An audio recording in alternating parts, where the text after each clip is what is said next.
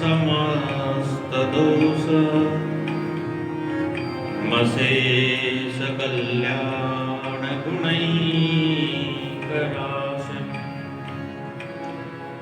व्योहांगिनं ब्रह्म परं वरेण्यं ध्यायेम कृष्णं कमलेक्षणं हरिम् अंगे तु वामे वृषभानुजाम्बुदा विराजमाना मनरूपसौभगा सखी सहस्रैः परिसेवितां सदा स्मरेम देवीं सकलेष्टकामदा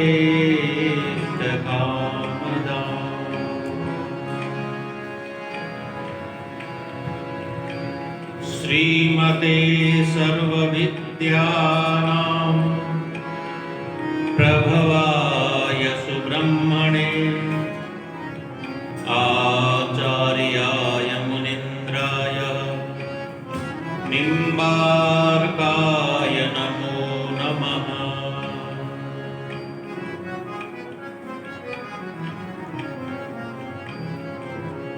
अज्ञानतिमिरान्धस्य ज्ञानाञ्जनशलाकया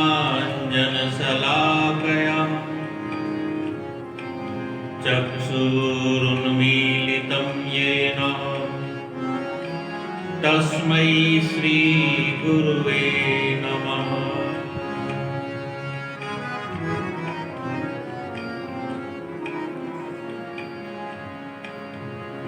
वाञ्छाकल्पतरुभ्यश्च कृपासिन्धुभ्य एव च पतितानां पावनेभ्यो वैष्णवेभ्यो नमो नमः। अतुलितबलधामं हेमशैलावदेहं दनुजवनकृशानं ज्ञानिनामग्रगण्यं सकलगुणनिधानं वानराणामधीशं रघुपतिप्रियभक्तं पारिजातं नमामि।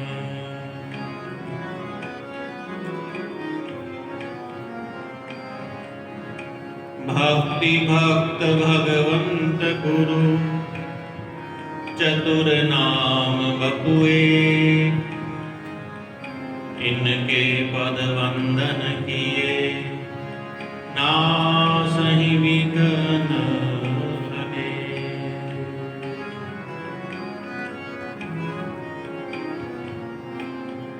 श्री राधा सर्वेश्वर भगवान की जय। श्री कृष्ण बिहारी जी महाराज की जय। श्री गिरधारी जी महाराज की जय। श्री निम्बार्क भगवान की जय। श्री सद्गुरुदेव भगवान की जय। गौ माता की जय। भारत माता की जय। सत्य सनातन धर्म की जय। जय जय श्री राम। जय जय श्री राम। जय जय श्री राम।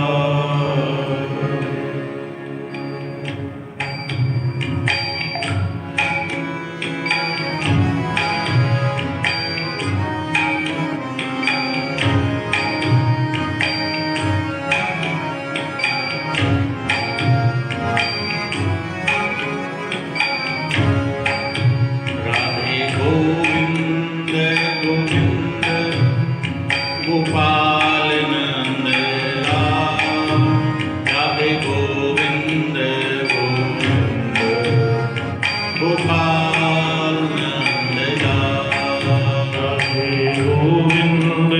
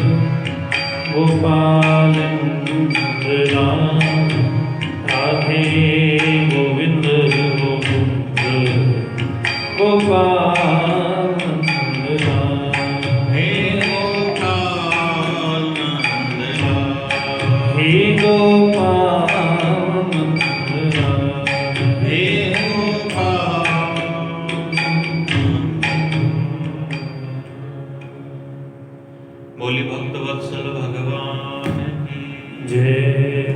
पुरुषोत्तम भगवान की जय। पुरुषोत्तम मास की जय। भक्ति भक्त भगवंत गुरु चतुर नाम बपुएक, इनके पद वंदन किए नासहि विघ्न हरे।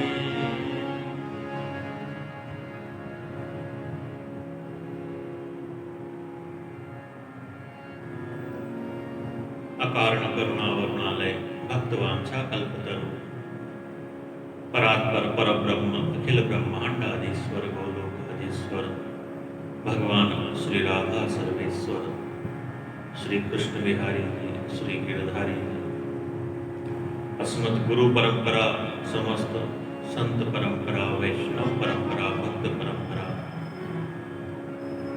सबका वंदन करते हुए परम पावन पुरुषोत्तम मास में भगवान श्री राधा सर्वेश्वर के चरणारविंदों में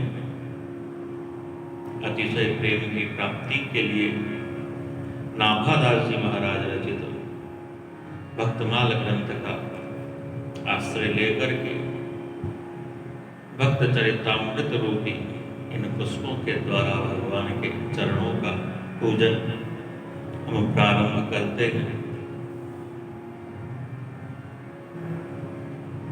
भगवान को अपने भक्त अतिशय प्रिय हैं और इन भक्तों के लिए भगवान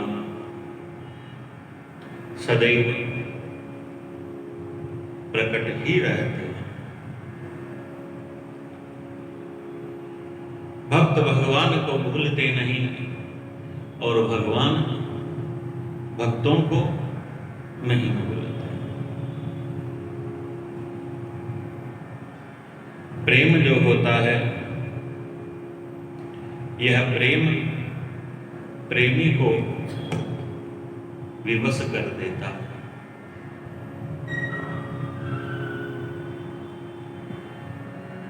अनन्य प्रेम इन भक्तों का भगवान के प्रति, जिसकी महिमा का वर्णन श्री नाभादास जी महाराज ने किया गुरु आज्ञा से। इस कलिकाल के अंदर भगवान के जो यह अतिशय प्रेमी हुए, जिनके चरित्रों का अवलोकन हम कर रहे हैं,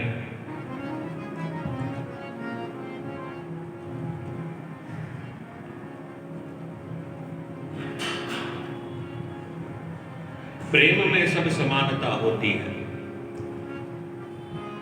न कोई ऊंचा होता है, न कोई नीचा होता है, न कोई छोटा होता है और न कोई बड़ा होता है।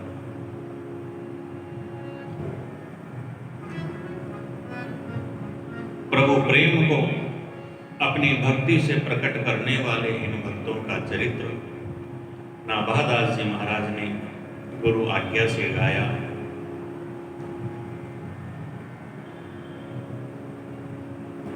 एक महत्व इस बात का यह भी है कि भाई जो अतिशय प्रसिद्ध हुए उन्हें तो सब जान गए।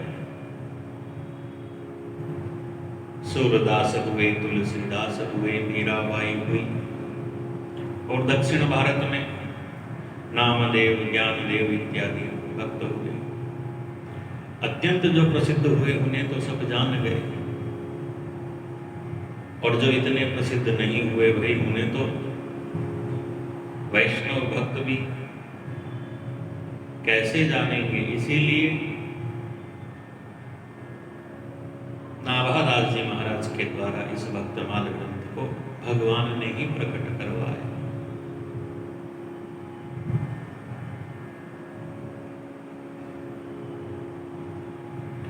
एक और महत्व इस बात का यह भी है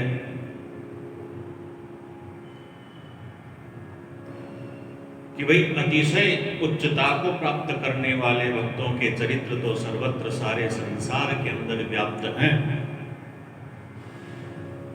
लेकिन इतनी महानता हमको कैसे प्राप्त हो सकती है, और यदि हम इतनी ऊंचाई तक नहीं पहुंचे तो भी क्या हमारा कल्याण होगा। यह बात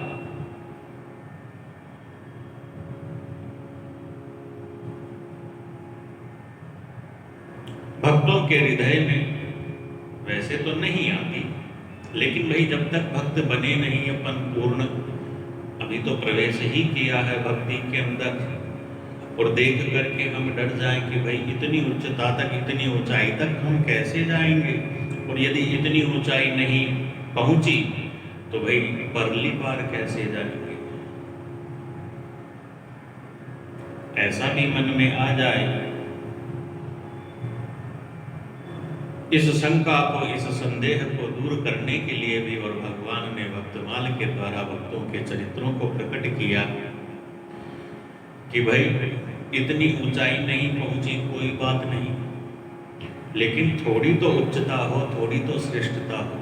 जितना पहुंच सको उतना पहुंचो, वहीं से हम आपको पार कर देंगे, पार लगा देंगे, भवसागर के पार आप हो जाओगे।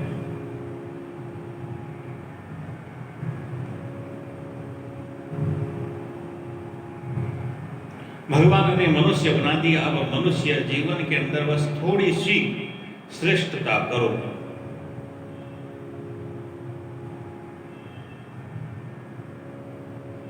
वैसे तो सर्वोत्तम योनि मनुष्य योनि है।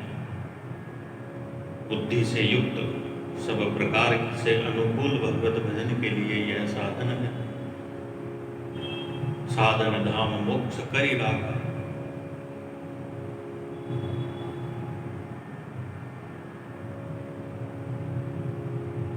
अन्य सभी योनियां तो इस मनुष्य योनि से निम्नतर है, नीचे है, यही सर्वश्रेष्ठ है। अब इस योनि को प्राप्त करके इससे आगे ही बढ़ा जाए, पीछे नहीं चला जाए। इसलिए छोटे बड़े सभी भक्तों के चरित्रों का प्रकाश भगवान ने करवाया। थोड़ी भी भक्ति कर लो।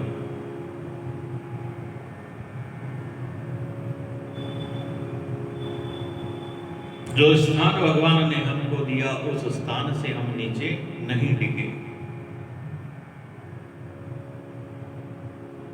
अन्य सब योनियां तो इस मनुष्य योनि से नीचे हैं। 84 लाख योनियां।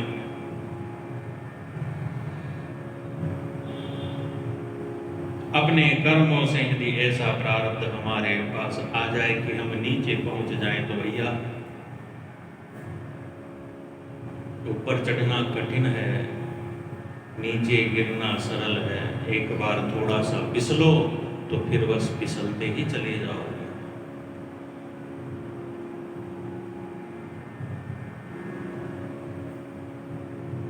ऊपर चढ़ना कठिन है, वैसे भी नीचे जब गिरो तो रुकना बड़ा मुश्किल है।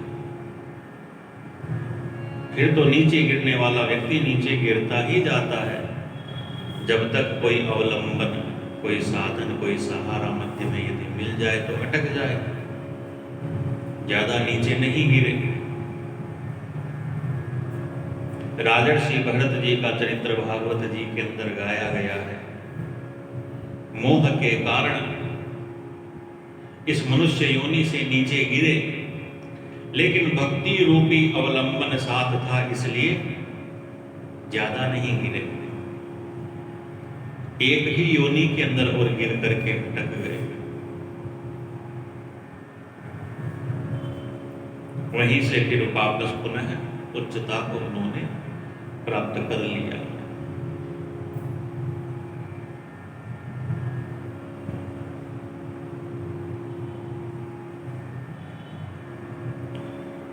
तो छोटे बड़े सभी भक्तों के चरित्रों का प्रकाश वर्तमान में हुआ है, जिनको हम श्रवण कर रहे हैं। बड़ा सुंदर कल का प्रसंग चल रहा था। खेमाल रतन राठौड़ के वंश का राम रयन इनके पुत्र हुए, किशोर सिंह इनके पौत्र हुए, और तीनों के भक्तिमय जीवन की कथा भक्तमाल के अंदर श्री नाभादास जी महाराज ने लिखी है।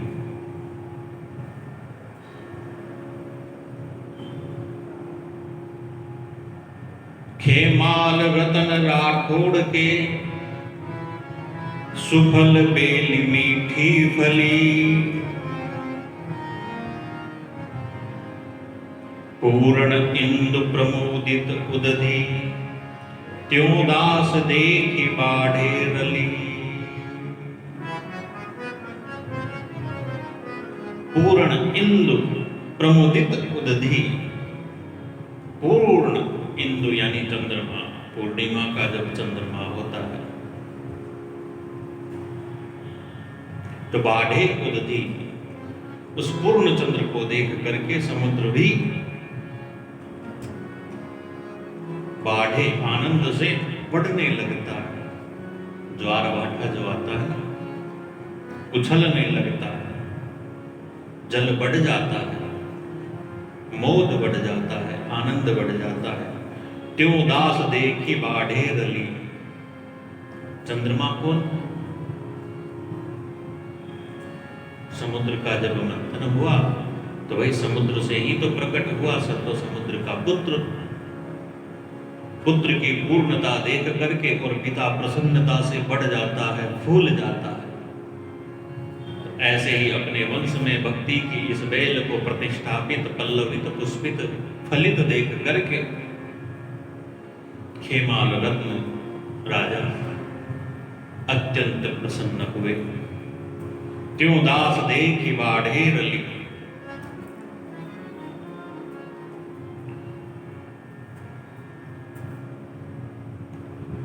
ऐसा सुंदर वर्णन कल के प्रसंग में हम अवलोकन कर रहे थे। अब इससे आगे अपने प्रसंग को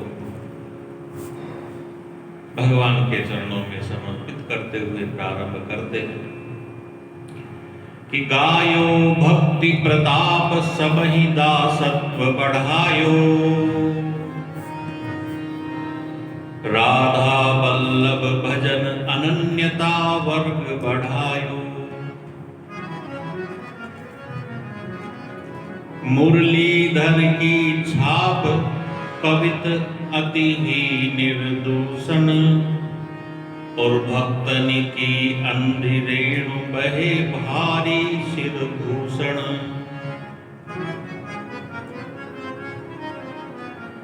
सत्संग महा आनंद में प्रेम रहत भी जो हियो, हरिवंश चरण बल चतुर्भुज गौड़ देश तीरथ कियो।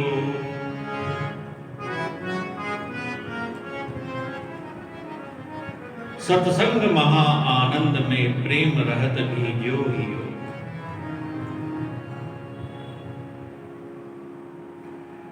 चतुर्भुज दास नाम के राजा हुए, जिन्होंने बंगाल प्रदेश के अंदर छाई हुई अधर्मता का नाश करके भक्ति की धर्म ध्वजा की स्थापना की। इस बंगाल प्रदेश के अंदर तंत्र इत्यादि ज्यादा होने लग गए। देवी को बलि इत्यादि लगाने का सब काम। किसी प्रसंगवश जगन्नाथ प्रभु के दर्शन करने के लिए चतुर्भुज दास जी महाराज का उस प्रदेश में जाना हुआ, वहां पर छाई हुई और यह सब अधर्मता जब देखी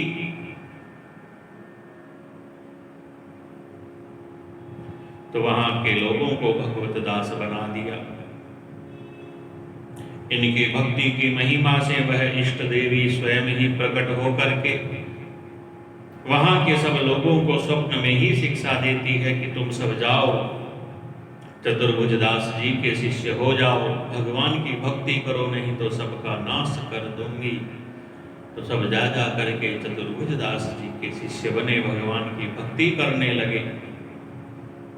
चतुर्भुज दास जी ने सबको अपना शिष्य बनाया, कंठी तिलक छाप सबको धारण करवाया। सबने भक्ति मार्ग को अपने मन के अंदर प्रतिष्ठापित करके अतिशय सुख को प्राप्त किया है कि सकल देश पावन कियो भगवत जस ही बढ़ाई, जहां तहां निज एक रस गाई भक्ति लड़ाई।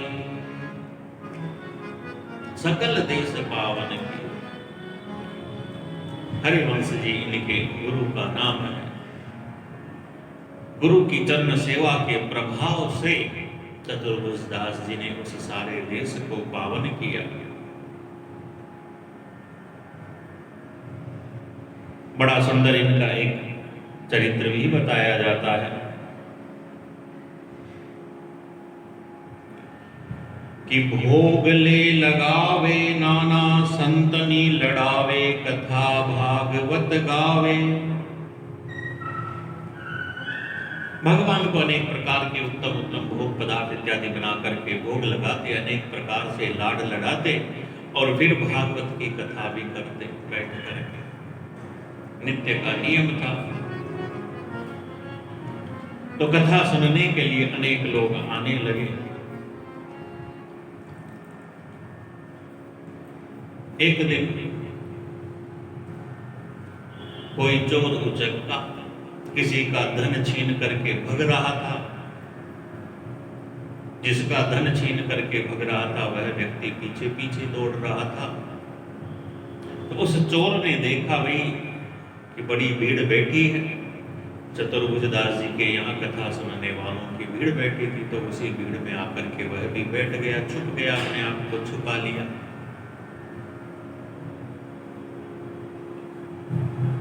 जिसका धन लेकर के भगाता वह व्यक्ति पीछे आ रहा था, उसने आकर के देखा तो भीड़ में उसको दिखाई भी नहीं दिया।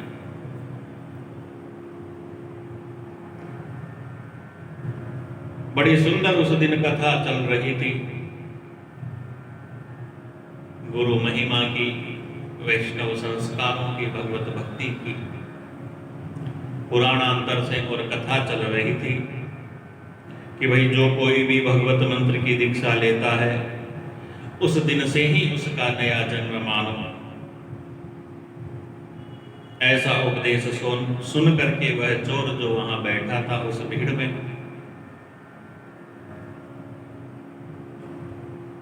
कथा पूरी होते ही आकर के चतुर्भुज दास जी का चरण पकड़ करके उनसे अनुनय विनय करके उनका शिष्य बन गया। पूजा की अपने गुरु की, चोरी करके जो भी धन लाया था सब कुछ वहीं चढ़ा दिया। कथा पूरी हो गई, वही सब श्रोता जाने लगे। सबसे अंत में वह भी चोर भी जब बाहर आया शिष्य बन करके, उस व्यक्ति ने देख लिया यही व्यक्ति है जो मेरा धन छीन करके चुरा करके भगाता, पकड़ लिया। राजा के सिपाही आ गए, उनको पकड़ा दिया। यही व्यक्ति है जो मेरा धन लेकर के भागा। उस चोर ने कहा भाई मैंने तो इस जन्म में किसी का कुछ भी नहीं चुराया है। राजा के सामने ले गए। राजा ने भी देखा वही तिलक लगा है, कंठी पहनी, क्योंकि शिष्य तो बन ही गया था। तो राजा को विश्वास हुआ नहीं कि भाई यह चोरी करा, इसने चोरी की होगी। और उस चोर ने भी राजा के सामने कहा कि जो इस जन्म के अंदर मैंने कुछ भी चुराया हो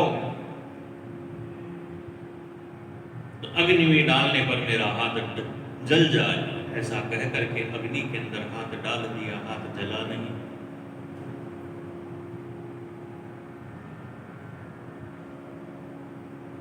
चतुर्भुज दास जी के जो वचन थे पूर्ण निष्ठा से उन्हें ग्रहण किया था कि भाई भगवत दीक्षा लेने उपरांत नया जीवन ही प्राप्त हुआ समझो।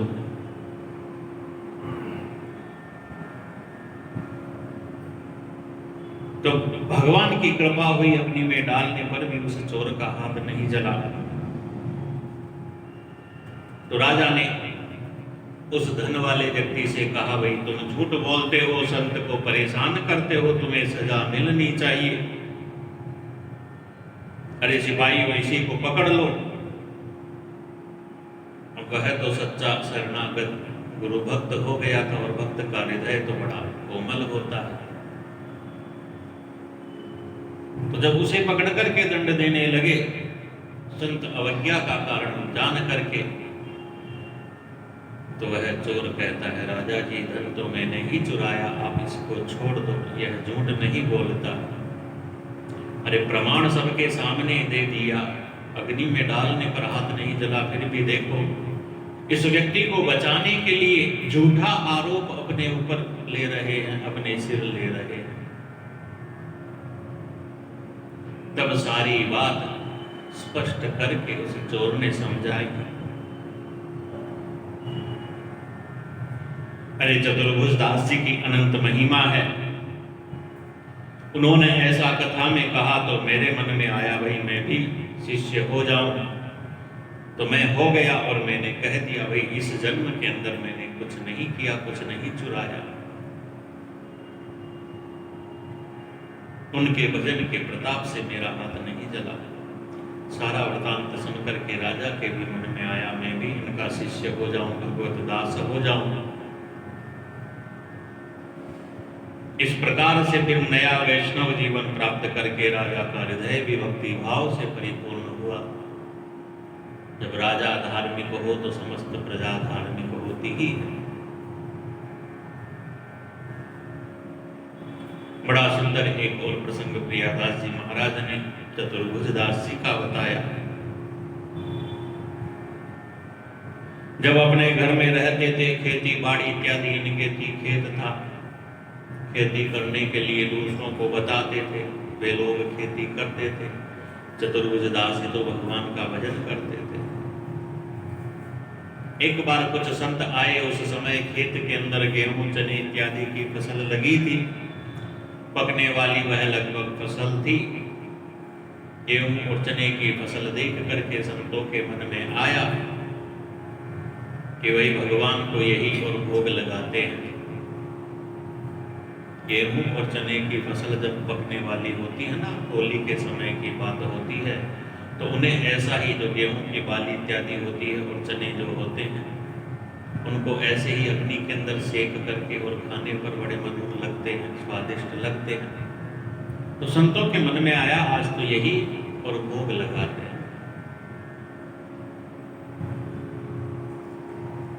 अपने यहाँ जिनको बोलते हैं भाई होड़ा सेक करके और खाओ ऐसे। तो संत लोग उस खेत में गए और भगवान के भोग के निमित्त वह गेहूं चने थोड़े लेने लगे। तो जो रखवाले थे, रखवालों ने आकर के कहा यह चतुर्भुज जी का खेत है, यहाँ से इस प्रकार से और आप फसल मत तोड़िए। संत लोग कहते हैं चतुर्भुज दास का खेत है तो वही हमारा ही खेत है, हमारा ही सब कुछ है, और अधिक तोड़ करके और फिर सेक करके भगवान को भोग लगाया। रखवालों ने जाकर के चतुर्भुज दास जी से कहा भाई इस प्रकार से कुछ संत आए, हमने कहा आपका खेत है, तो वह कहते हैं यह तो हमारा ही है। सुन करके चतुर्भुज दास जी बड़े प्रसन्न हुए, प्रेमानंद से परिपूर्ण हो गए।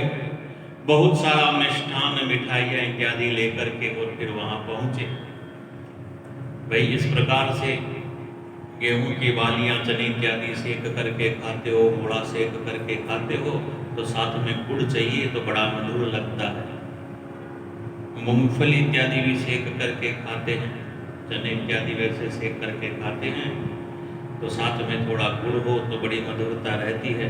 तो बड़ा मिष्ठान इत्यादि साथ में लेकर के और चतुर्भुज दास जी संतों के पास गए, सबको प्रणाम इत्यादि करके कहने लगे आज मैं धन्य हुआ।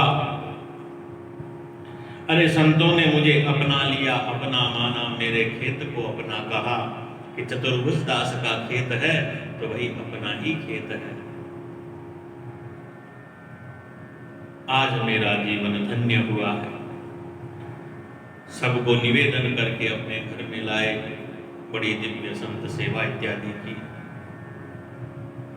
ऐसे चतुर्भुज दास जी के चमत्कार को भगवान ने प्रकट किया।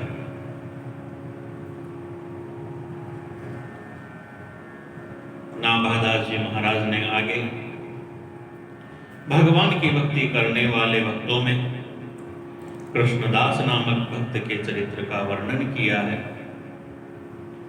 यह जो चतुर्भुज दास जी भक्त हैं, बड़े सुंदर पद कवित्व इत्यादि रचते।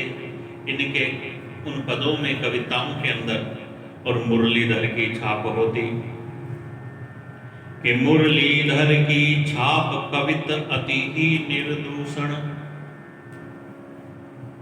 बिना किसी दोष से युक्त इनके वह कवित्व भगवान की भक्ति की महिमा को बढ़ाने वाले, जिनमें मुरलीधर की छाप होती। जैसे मीराबाई के भक्तों में गिरधर नागर की छाप होती है, मीरा के प्रभु गिरधर नागर। इसी प्रकार से जो कृष्णदास भक्त हुए, उनके पदों के अंदर, उनके बनाए हुए भजनों के अंदर गिरिराज धरण की छाप होती।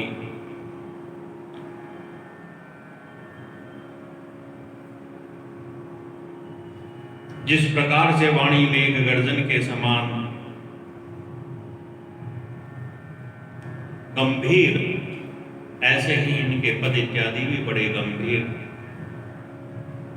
ऐसे ही भक्तों के अंदर संतदास भक्त का वर्णन आता है। जयपुर प्रांत के समीप निवाई ग्राम में आप हुए, भगवान के अंदर अपने मन को लगाया, मन में उत्साह हुआ, नित्य ही भगवान को 56 भोग लगाया करूं। तो वही अतिशय प्रेम से नित्य 56 भोग तैयार करके भगवान को भोग लगाते और भगवान भोग पाते, साक्षात होकर के पाते। इनकी सच्ची प्रीति देख करके और भगवान इन्हीं का भोग पाते 56 भोग। समय पलटा, धनवान थे लेकिन स्थिति ऐसी आई कि भाई धन रहा नहीं। जो कुछ भी धन था इस प्रकार नित्य 56 भोग लगाते लगाते पूरा जब होने लगा तो प्रभु को ही चिंता हुई। प्रभु ने विचारा, भाई मेरे भक्त का जो मनोरथ है उसकी जो प्रतिज्ञा है अन्यथा न होए। तो वहां के राजा को स्वप्न में कहा कि भाई मेरा ऐसा भक्त है, उसी के घर में नित्य 56 भोग करता हूं, उसने मुझे रिझा लिया है, उनको मेरे भोग के लिए धन सामग्री इत्यादि भिजवाया करो। ऐसा राजा को स्वप्न हुआ। भगवान की आज्ञा मान करके राजा ने वैसा ही किया। ऐसे भगवान जो अपने भक्तों के प्रण के अधीन है, भगवान की भक्ति इस प्रकार से इन भक्तों की महिमा को प्रकट करने वाली है। ऐसे ही भक्तों में सूरदास और मदन मोहन नाम के 2 भक्त आते हैं। यह जो सूरदास है उनका केवल नाम ही सूरदास है, बाकी नेत्र दृष्टि वाले हैं। जिस प्रकार से सूर्य के पुत्र अश्विनी कुमार हुए, वह तो जुड़वा भाई थे, सदैव संग रहते, लेकिन यह दोनों गुरु भाई थे। परस्पर ऐसा स्नेह था कि वही साथ ही रहते थे, कभी बिछुड़ते नहीं थे, सदैव साथ साथ रह करके और भगवान की भक्ति करते, भगवान के गुणगान करते कि सूरदास नाम नयन कंज अभिराम कूले, झूले रंग पी के नीके जी के और जाए हैं, भय सो अमीन यो संडीले के नवीन रीति, प्रीति गुड़ देखी दाम 20 गुने लाए हैं।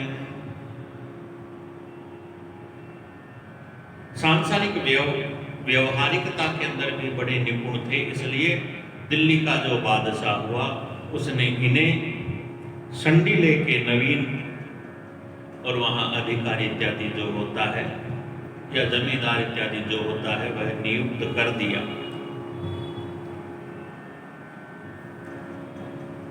यह संडीले जो ग्राम हुआ ऐसा ग्राम था कि जिस क्षेत्र के अंदर गन्ना बहुत होता, गन्ने से गुड़ बनाया जाता, गुड़ बड़ा मधुर होता ही, इन्हें वहां अधिकारी नियुक्त कर दिया।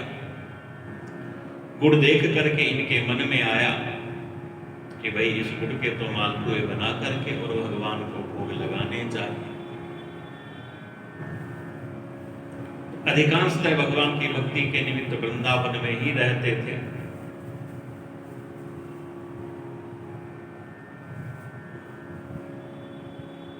ऐसे समय और ध्यान आया भगवान को भोग लगाने का कि भाई सायंकाल होने वाला था। भेजा गुड़ लाने के लिए, ताजा ताजा गुड़ लेकर के आओ। तो कहते हैं कि दाम 20 गुने लाए। भाई कोई तैयार नहीं हुआ तो किसको 20 गुना अधिक दाम दे करके और गुड़ मंगवाया। जब तक वह गुड़ लेकर के आया तब तक भगवान का रात्रि में शयन हो गया। तो इन्होंने सोचा भाई प्रातः काल भोग लगाएंगे, लेकिन उसी समय भगवान ने प्रेरणा दी कि भाई अभी बनवाओ, अभी भूख लगी है हमको, अभी पाएंगे। तो रात्रि में ही बनाया और भगवान ने प्रकट हो करके उसे खाया। ऐसी इनकी भक्ति भगवान के प्रति। कि बदले बनायो भक्ति रूप दर्शायो, दूर सतन की पानही को रक्षक कहाऊं मैं। संतन के प्रण का मैं रक्षक हूं, इस प्रकार का एक पद बनाया कि बदले बनायो भक्ति रूप दर्शायो, दूर संतन की पानही को रक्षक कहाऊं मैं। इन भक्तों ने फिर भगवान के इस प्रकार के भक्ति भाव को जब देखा कि भाई हमारे मन में आया भगवान को गुड़ के मालपुए बना करके भोग लगाए, तो भगवान ने रात्रि को भी उठ करके और भोग लगाया, ग्रहण किया कि सूरदास मदन मोहन लाल गुण गाऊं, संतन की प्रण ही को रक्षक कहाऊं। भक्तों के प्रण के रक्षक हैं भगवान।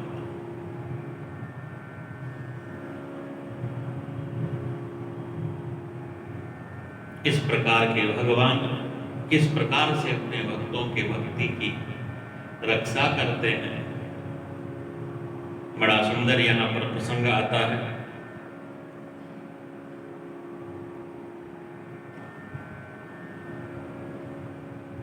एक बार कोई साधु इनकी संत निष्ठा की परीक्षा लेने के लिए आया। द्वार पर ही यह सूरदास जी बैठे थे, तो सूरदास के समीप ही अपने जूते खोल करके उनसे कहा, भाई तुम इनकी रक्षा करना, मैं दर्शन करके आता हूं।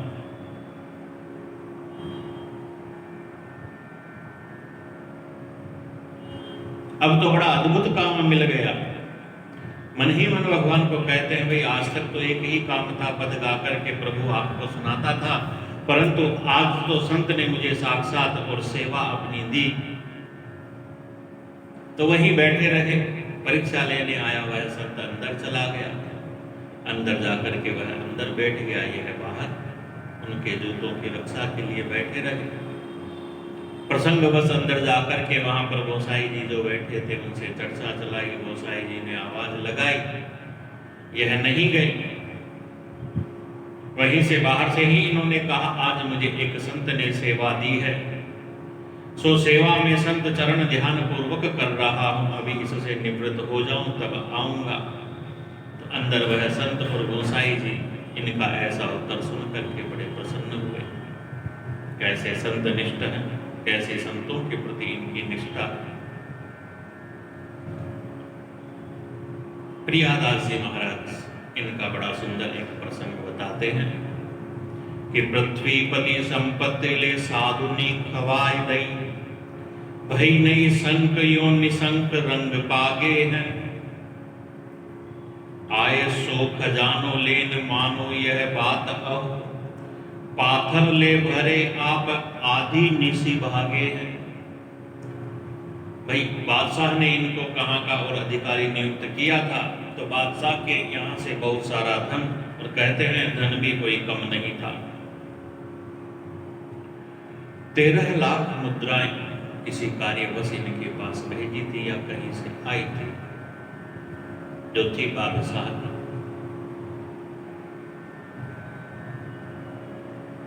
कि पृथ्वीपति संपत्ति ले साधुनी खवाए दई, साधुनी खवाए दई, उस धन के से, और इन्होंने तो संतों का भंडारा कर दिया, सारे धन संपत्ति को पूरा कर दिया। उधर बादशाह ने जब अपने लोग भेजे धन लाने के लिए, तो भाई धन की जो पेटियां थी उन पेटियों के अंदर पत्थर भर दिए और कागज के अंदर लिख लिख करके कि 13 लाख संडिले उपजे, सब साधुन मिली गटके, और सूरदास मदन मोहन वृंदावन को सटके। भाई यह था 13 लाख जो गुड़ का आया या गन्ने के आया, कहां से आया कि साधुनी मिली सब गटके, सारा का सारा संतों ने पा लिया। और सूरदास और मदन मोहन यह दोनों तो दोनों वृंदावन को सटके, भाई वृंदावन को चले गए, वृंदावन में चले गए। ऐसा कागज पे लिख के उन सब पेटियों के अंदर, धन की पेटियों के अंदर रख दिया। लेने जो लोग आए थे उन बंद पेटियों को ऐसे ही उठा करके ले गए बादशाह तक। बादशाह ने जब देखा उस पत्र को पढ़ा, बादशाह मन के अंदर बड़ा मुस्कुराने लगे कि लेन को पठाए कहीं निपट रिझाए, हमें मन में लनाए लिखी बन तन डार्यो है। बादशाह ने सुना, बादशाह के मन में बड़ा अनुराग उत्पन्न हुआ। कुछ लोगों को भेजा कि जाओ उन्हें लेकर के आओ। अरे तुमने संतों को खिला दिया, हम बहुत प्रसन्न हैं, तुम हमारे पास आओ।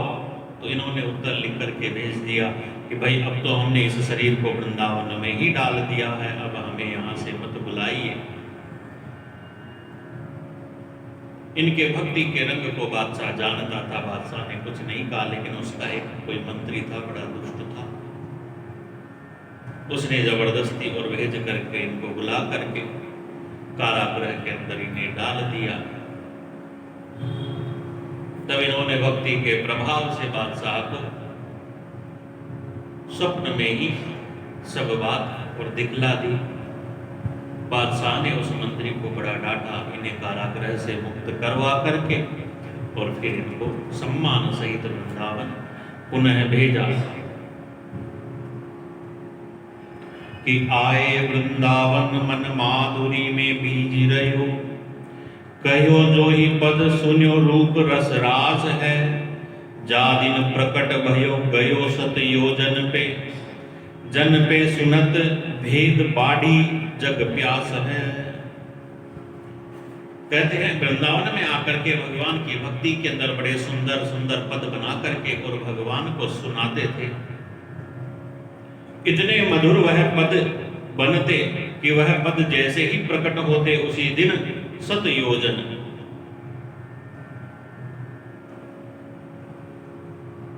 400 कोस दूरी तक और वह पद फैल जाते, प्रसिद्ध हो जाते। सत योजन 100 योजन, एक योजन में 4 कोस होता है, तो 400 कोस तक। जैसे आधुनिक समय के अंदर इलेक्ट्रॉनिक मीडिया है, कोई बात हो बड़ी जल्दी वायरल हो जाती है, फैल जाती है, जंगल की आग की तरह फैल जाती है।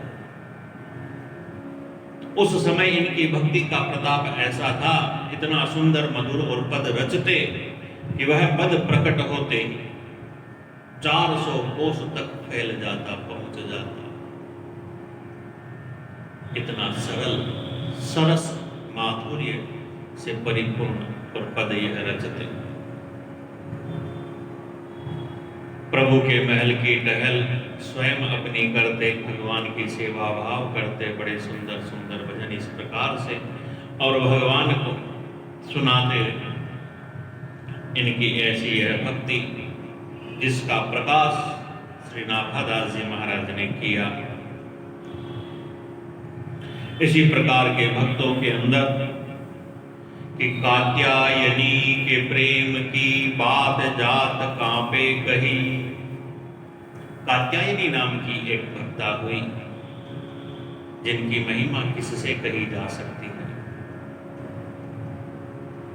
अकेली मार्ग में चलती हुई सरस रचना से और भगवान के सुयश को जब यह गाती,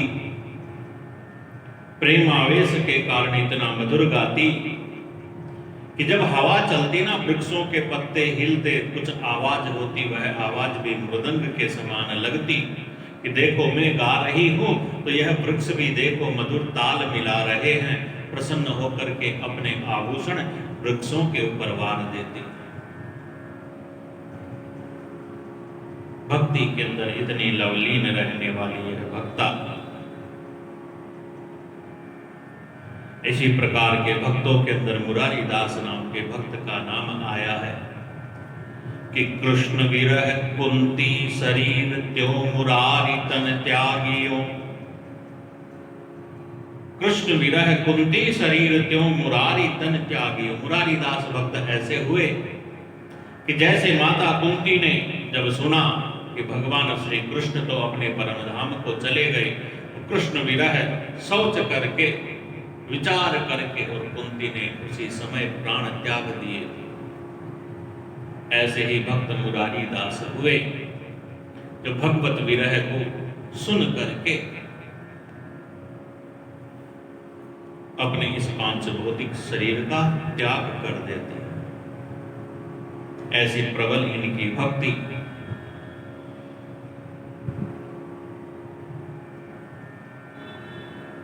मारवाड़ देश के यह भक्त मुरारीदास हुए, जो भगवान की भक्ति के अंदर बड़े लवलीन रहते।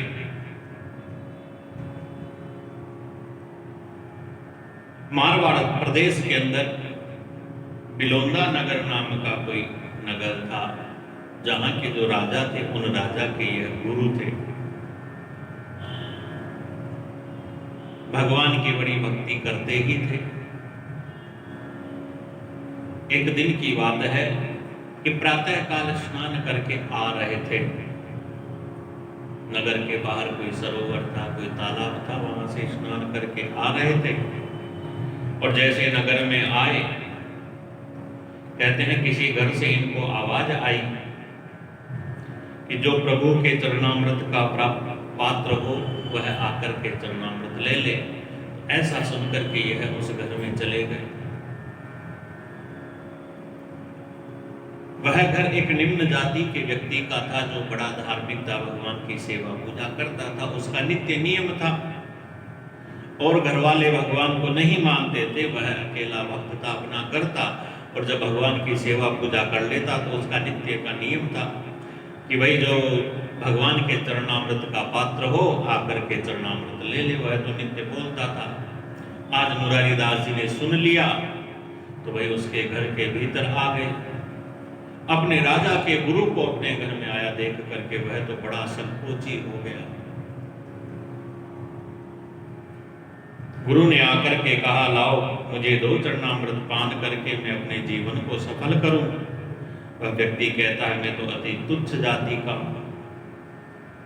तो मुरारीदास जी कहने लगे, नहीं, तुम तो भक्ति भाव से युक्त हो, मुझसे भी पवित्र हो, तुमको कोई जानता नहीं। तुम्हारा प्रेम देख मेरी मति सरस हो गई।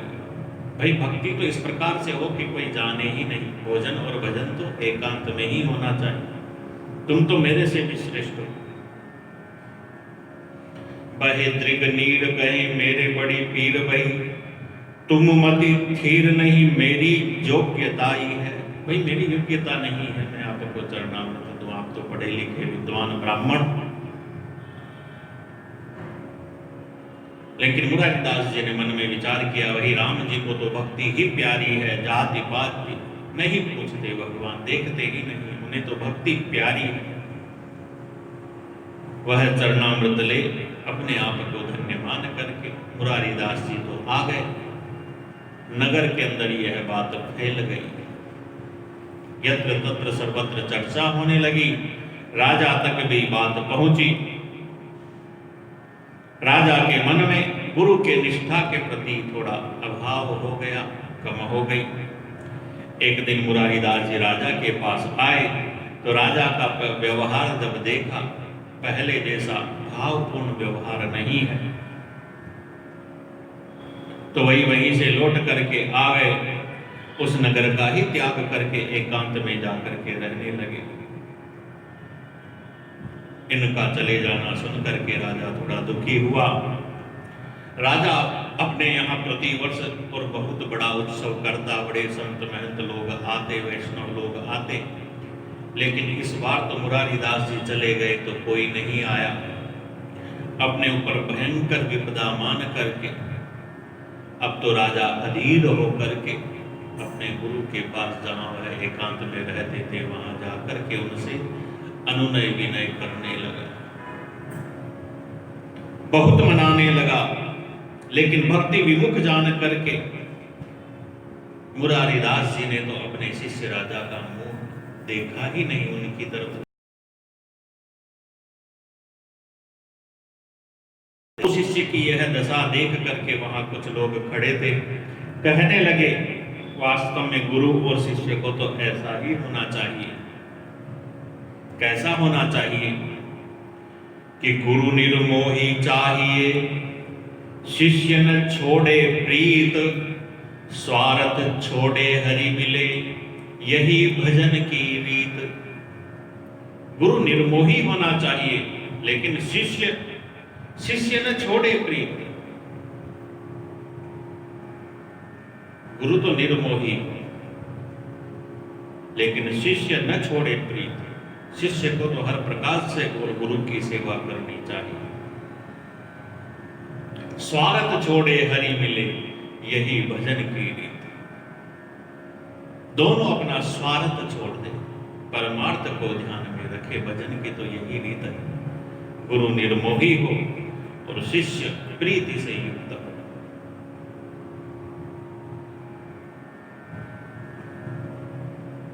जैसा भक्ति में होता है,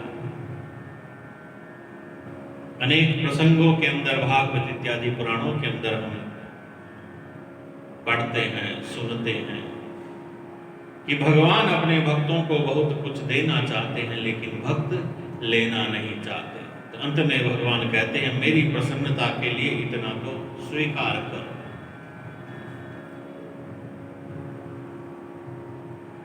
भाई जब भगवान ही मिल गए तो क्या शेष रह गया। तो ऐसे ऐसे भक्त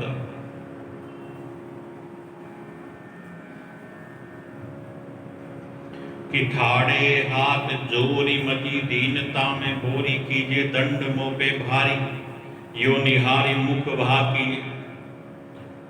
अरे गुरु जी मेरे से अपराध हो गया, भारी से भारी मुझे दंड दो, मेरे मुख की ओर कृपा में दृष्टि करो। बड़ा अनुनय विनय करते हैं। गुरु जी प्रसन्न हो जाते हैं, बड़े सुंदर सुंदर फिर उपदेश सुनाए। देखो कैसे भगवान श्री कृष्ण ने स्वपच वाल्मीकि को किस प्रकार से सत्कार धर्मराज युधिष्ठिर जी के द्वारा करवाया, उनका सत्कार कैसे प्रकट किया। सबरी के यहाँ कैसे भगवान ने जूठे बेर भी खा लिए, निषाद राज गुह केवट, इन सब के बहुत बहुत ऐसे प्रसंग सुनाए।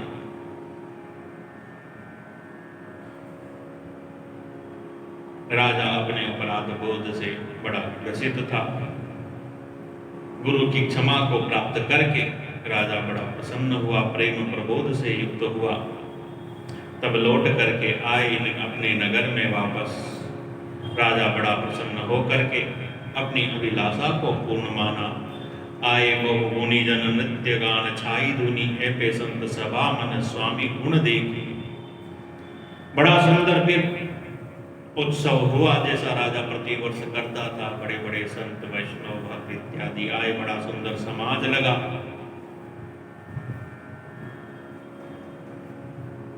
सभा के अंदर बड़े बड़े संत आए थे। सबके मन में आया, चलो मुरारी दास जी का सुंदर सुंदर सुंदर पद यह गाते हैं, इनका पद सुने। सबने मुरारी दास जी से बड़ी अनुनय विनय की। मुरारी दास जी ने बड़ा सुंदर पद भजन भगवान का गाया। अपने चरणों के अंदर नूपुर यानी घुंघरू इत्यादि बांध करके गाते हुए नाचने भी लगे। भगवान श्री रघुनाथ जी के वन गमन का और पद इन्होंने गान किया और उसी समय राम रूप में तदाकार हो गए। अपने प्राणों को भी भगवान के साथ साथ ही वन के अंदर भेज दिया। शरीर चित्र की भांति रह गए। राम जी वन को गए तो अपने प्राणों को भी राम जी के पीछे पीछे वन के अंदर ही भेज दिया। ऐसे यह उत्तम भक्त हुए हैं। सब लोगों को बड़ा दुख हुआ। राजा तो कहने लगा, अरे अब गुरु जी को कहां पावे, वे तो भगवान के समीप प्राप्त हुए। गुरु जी की ऐसे भक्ति निष्ठा की, गुरु जी की बड़ी सब जय जयकार करने लगे। ऐसे ऐसे उत्तम भक्तों का वर्णन हुआ। कहते हैं यह भक्त माल है। तो माला तो आप लोग भी देखते ही होंगे। माला के अंदर मणिये होते हैं और एक सुमेरु होता माला के ऊपर सबसे बड़ा। अब जिन भक्त का चरित्र आ रहा है, इस भक्तमाल के सुमेरु स्वरूप वह भक्त बताए गए हैं जिनका नाम है तुलसीदास। कौन भक्त इनके नाम को नहीं जानता। कौन भक्त इनकी महिमा को, इनकी रचना को नहीं जानता। इनके कविता के अंदर जो भाव हैं उन भावों को कौन भक्त नहीं जानता। जब धर्म की बहुत हानि होने लगी यवन साम्राज्य के अंदर, तब जन जन के अंदर धर्म को पुनः प्रतिष्ठापित करने के लिए कहते हैं स्वयं वाल्मीकि जिन्होंने रामायण लिखी थी वही इस कलिकाल के अंदर तुलसीदास हो गए। नाभादास जी महाराज ने यही बात अपने चरित्र के अंदर लिखी, अपनी रचना के अंदर लिखी कि त्रेता काव्य निबंध करीब 7 कोटि रामायण, एक अक्षर उद्धरे ब्रह्म हत्यादि परायण, अब भक्तनि सुख देन बहुरी लीला विस्तारी, राम चरण रस मत रटत अहनिशि व्रतधारी, संसार अपार के पार को सुगम रूप नव कालयो, कलि कुटिल जीव निस्तार हित वाल्मीकि तुलसी भयो। कलि कुटिल, अत्यंत कुटिल इस कलिकाल के अंदर जीवों के निस्तार के लिए वाल्मीकि तुलसी भयो, जिन्होंने 7 कोटि रामायण की रचना की वे ही महर्षि आदि कवि वाल्मीकि ही और तुलसीदास जी हो गए। त्रेता काव्य निबंध करीब 7 कोटि रामायण। इस कलयुग में कुटिल जीवों को बहु सिंधु से निस्तार करने हेतु वह वाल्मीकि मुनि ही और तुलसीदास के रूप में अवतीर्ण हुए। त्रेता में जिन्होंने 7 कोटि से रामायण काव्य की रचना की, ऐसी रामायण कि एक एक अक्षर उद्धरे ब्रह्म हत्यादि परायण, जिस रामायण का एक एक अक्षर भी जो सुन ले, जो गा ले, जो बोल ले, ऐसा पुनीत प्रभाव वाला है कि उनका उच्चारण करने से ब्रह्म हत्या इत्यादि के जो दोष होते हैं उनसे भी और यह व्यक्ति उद्धार को प्राप्त हो जाते हैं। अब इस कलिकाल के अंदर भगवान श्री सीताराम के भक्तजनों को सुख देने के लिए उसी रामायण को ललित लीला भाषा काव्य निबंध विस्तार के रूप में तुलसीदास जी ने प्रकट किया, लोक भाषा के रूप में। भगवान नाम की महिमा को प्रकट किया है। भवसागर से जो पार जाना चाहते हैं, राम कथा उनके लिए, तुलसीदास जी की राम कथा उनके लिए दृढ़ नाव है। इस नौका में बैठ करके, रामचरितमानस रूपी नौका में बैठ करके और सहजता से और इस भवसागर से आप पार हो सकते हैं। ऐसे तुलसीदास जी महाराज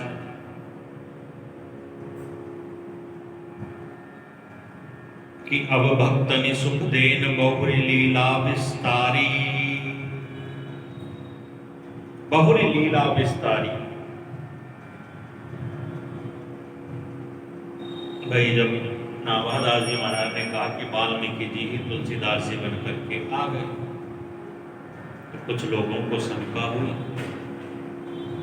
कि भाई वाल्मीकि जी जो तो रामायण लिखने से और भगवान के प्रताप से मुक्त ही हो गए, और जो मुक्त हो जाता है वह फिर नहीं आता। गोस्वामी तुलसीदास जी महाराज ने भी लिखा है कि यह चरित जे गावहि हरिपद पावहि तेन परहि भव कूपा। यह चरित जे गावहि हरिपद पावहि तेन परहि भव कूपा। इस संसार रूपी भवसागर रूपी कुएं के अंदर वह फिर नहीं पड़ते, जिनकी मुक्ति हो जाती है। तो फिर भाई वाल्मीकि जी और क्यों आए? मुक्त जीव हैं, फिर तुलसीदास बन करके क्यों आए? कुछ लोग ऐसी शंका करते हैं। तो भाई विद्वानों ने उनकी शंकाओं का भी समाधान किया कि भाई साकार मुक्त जीवों को ऐसी सामर्थ्य होती है, पूर्व रूप से जो कहते हो वह बने भी रहे और अपने सत्य संकल्प के रूपांतर अपनी लीलाओं का इस प्रकार से विस्तार भी वह कर सके। अरे जैसे भगवान अपने परम धाम में विराजमान भी रहते हैं और अवतार भी ग्रहण करते हैं, ऐसे ही भगवान के भक्त जो मुक्त हो गए वह तो उसी स्वरूप में लीन हो गए। भक्ति भक्त भगवंत गुरु चतुर नाम बपुए, इनमें कोई अंतर तो है नहीं। मुक्त जीव तो परमात्मा के समान ही है, उन्हीं के और रूप के अंदर, उन्हीं के आकार के अंदर 5 प्रकार की जो मुक्ति बताई है, सारूप्य सामीप्य साष्टी, इस प्रकार की।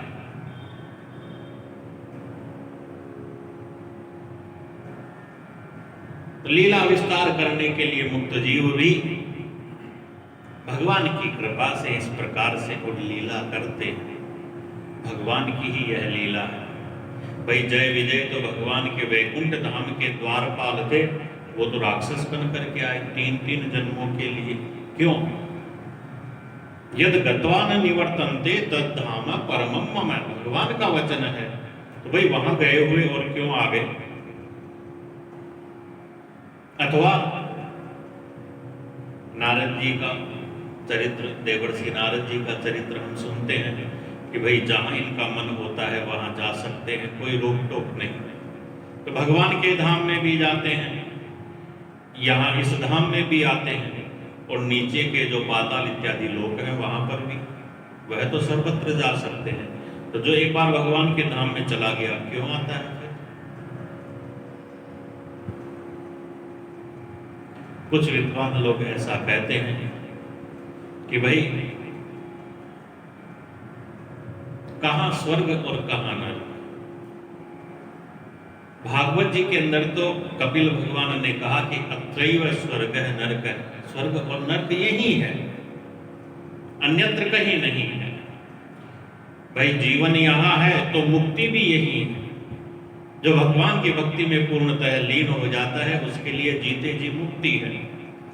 समस्त राग द्वेष दोषों से जो मुक्त हो जाता है उसके लिए मुक्ति यही है।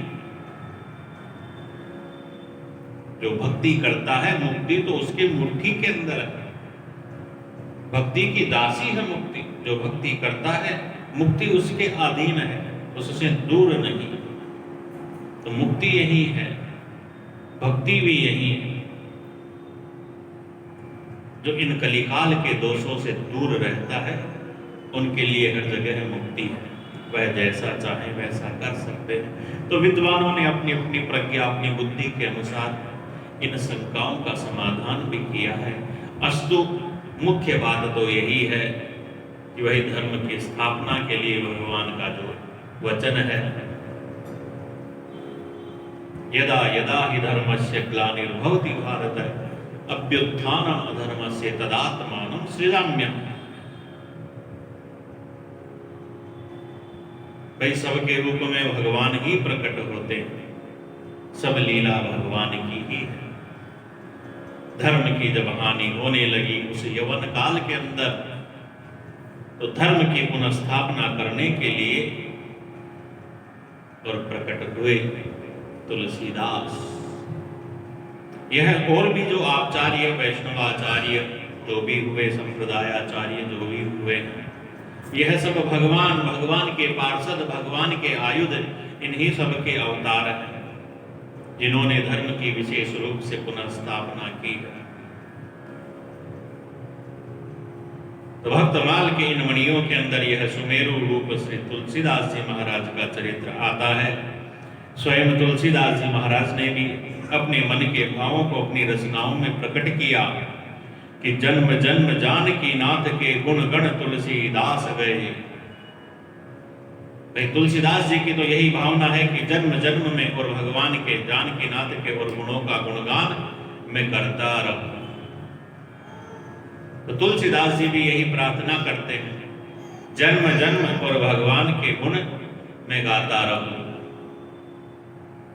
स्कंद पुराण के अंदर आया कि वाल्मीकि भगवत ब्रह्मा वाणी वाक्तस्य रूपिणी। वाल्मीकि ऋषि, वाल्मीकि मुनि ब्रह्मा जी के अवतार हैं, और सरस्वती जी उनकी वाणी हुई, उनकी वाक्य रचना हुई। आदि कवि वाल्मीकि है, आदि काव्य रामायण है। तो स्वयं ब्रह्मा ही वाल्मीकि हुए और उनकी वाणी, उनकी वाक्य सरस्वती जी हुई। तो इस प्रकार से इस कलिकाल में वे ही ब्रह्मा जी ही फिर तुलसीदास बन करके आ गए, तो कौन बड़ी बात है कि तव पद पदुम बिहाय न भरोस मोही, जो ही जी लीजिए मेरी प्रिय स्वामिनी। बड़ा जैसा गुणगान श्री तुलसीदास जी महाराज ने भगवान श्री राम का किया। अनेक रचनाएं इनकी है, अलग अलग संख्या 15-16 तक संख्या इनकी रचनाओं की बताते हैं, गीतावली, कवितावली ऐसा करके। सब में भगवान की भक्ति का बड़ा सरल सहज गुणगान तुलसीदास जी महाराज ने किया। तो भगवान राम की भक्ति के प्रति इनका अनुराग कैसे लगा, वह सारा प्रियादास जी महाराज ने वर्णन सहित लिखा कि तिया सो स्नेह बिनु पूछे पिता गेह गई, भूली सुधी देह भजे वाही ठोर आए हैं। वधु अति लाज भई ऋषि सो निकसी गई, प्रीति राम नहीं तन हाड चाम छाए हैं। सुनी जब बात माने होई गयो प्रात, तब पाछे पछितात तजी काशीपुर धाये हैं। कियो तहाँ वास प्रभु सेवा ले प्रकाश कीनो, लीनो दृढ़ भाव नैन रूप के तिसाए हैं। तिया सो स्नेह बिनु पूछे पिता गेह गई, भूली सुधी देह भजे वाही ठोर आए। ब्राह्मण कुल के अंदर जन्म हुआ, विद्याध्ययन इत्यादि हुआ, यथा समय विवाह हुआ। तिया सो स्नेह, अपनी पत्नी से विशेष स्नेह था। तो विवाह पश्चात इनकी पत्नी का भाई अपनी बहन को जब लेने आया तो बिनु पूछे पिता गेह गई। इनकी पत्नी इनसे पूछे बिना ही अपने पिता के घर चली गई, क्योंकि जानती थी यदि पूछेंगे तो भेजेंगे नहीं। तो बिना पूछे वह चली गई। जब तुलसीदास जी आए, इन्हें पता लगा, तो भूली सुधी देह भजे वाही ठोर आए। यह तो सब कुछ भूल गए, भग करके उसके पास पहुंच गए। और जब पहुंचा, क्रोध युक्त इनकी पत्नी ने इनसे कहा, अरे आप राम जी ने इस प्रकार का प्रेम क्यों नहीं करते, जो नित्य नवीन दोनों लोक में सुख देने वाला है। मेरे शरीर में ऐसी प्रीति की, अरे इसमें तो मांस रुधिर हाड़ चाम को छोड़ करके और क्या।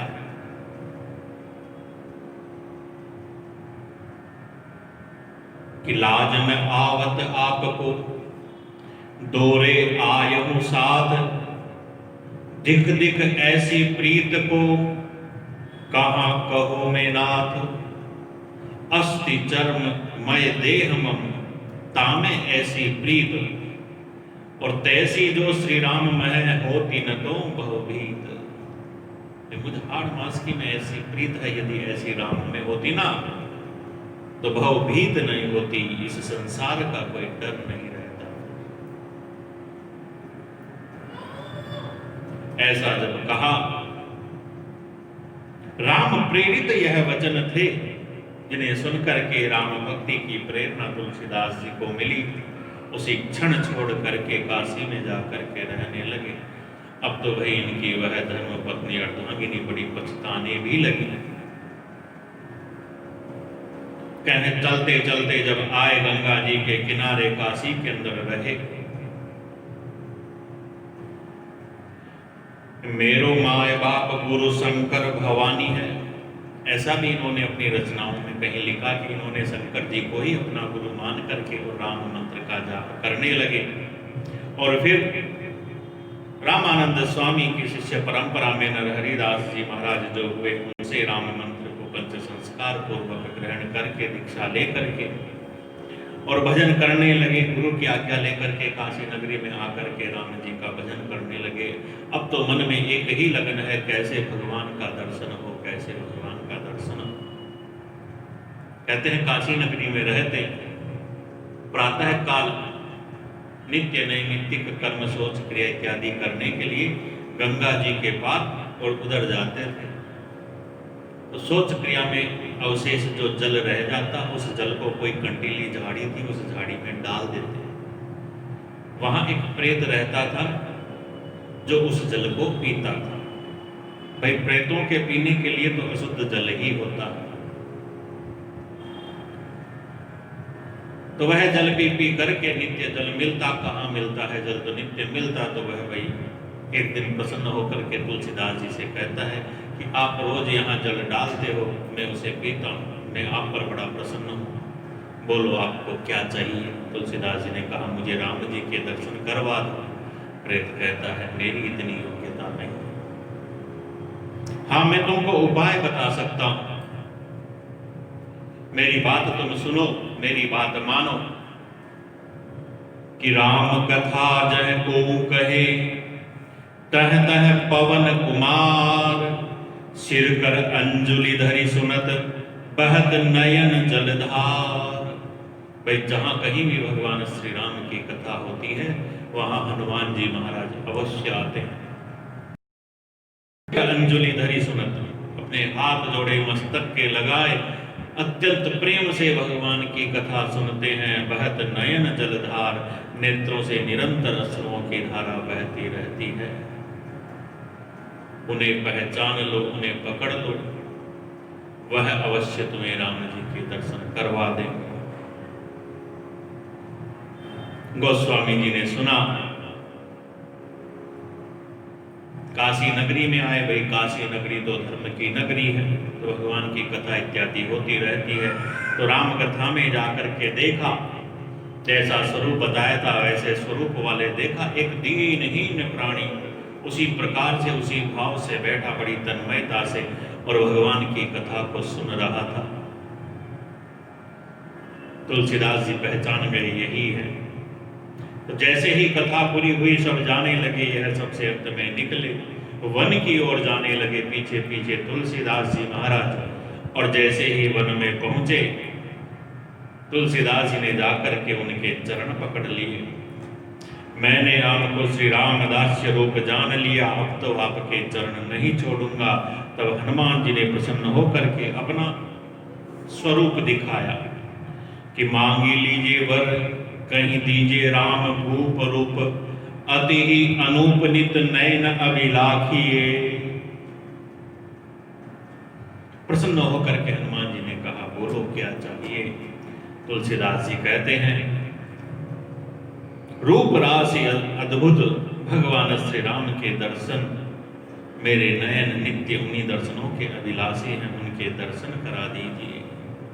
हनुमान जी कहते हैं अवश्य, चलो चित्रकूट में चलो, वहीं तुम्हें दर्शन होंगे। चित्रकूट में आकर के रहने लगे, बैठ के विचार करने लगे, कब मेरे नेत्र उस रूप अनुपम राशि का स्वाद चखेंगे, कब मेरे नेत्र राम जी को देखेंगे। ऐसा विचार कर ही रहे थे कि उसी समय राजकुमार के वेश में भगवान राम और लखन घोड़े के ऊपर बैठे हुए मृग या निमित्त यानी आखेट शिकार खेलते हुए, ऐसी लीला करते हुए और तुलसीदास जी के सामने से निकले।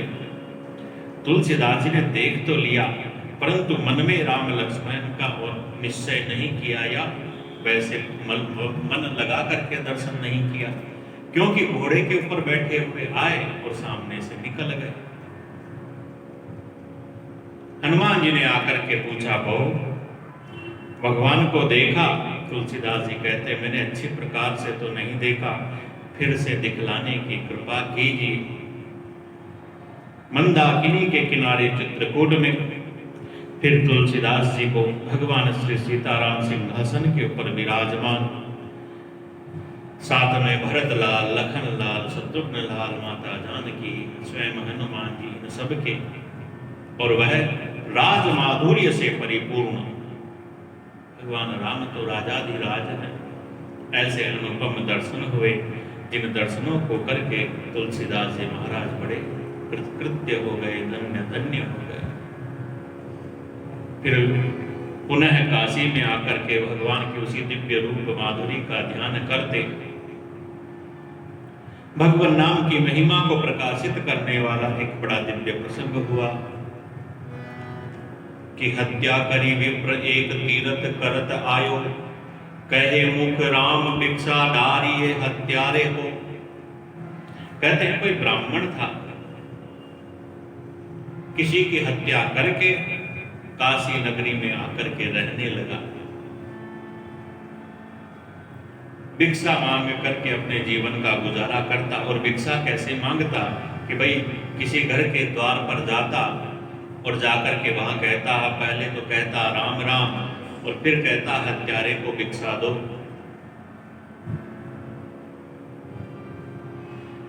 पहले बोलता राम राम और फिर कहता हत्यारे को भिक्षा दो। एक दिन तुलसीदास जी ने सुना, तुलसीदास जी ने जब सुना कि भाई पहले तो कोटि कोटि तीर्थ पावन सम भगवान के नाम को लेता है और फिर अपने आप को हत्यारा कहता है, ऐसा यह कौन है। बाहर निकल करके आकर के उससे सारा वृतांत पूछा। फिर कहते हैं जो तुम इस प्रकार से अत्यंत दीनता पूर्वक मेरे प्राण प्रिय परब्रह्म भगवान श्री राम का नाम लेते हो तो भाई शुद्ध हो गए हो। अब तो तुम हत्यारे नहीं, हत्या का तुम्हें कोई दोष नहीं, अब तो शुद्ध हो गए हो, अब तो हमारे ही बराबर बैठ करके और प्रसाद पाओ, ऐसा कह करके अपने साथ बिठा लिया।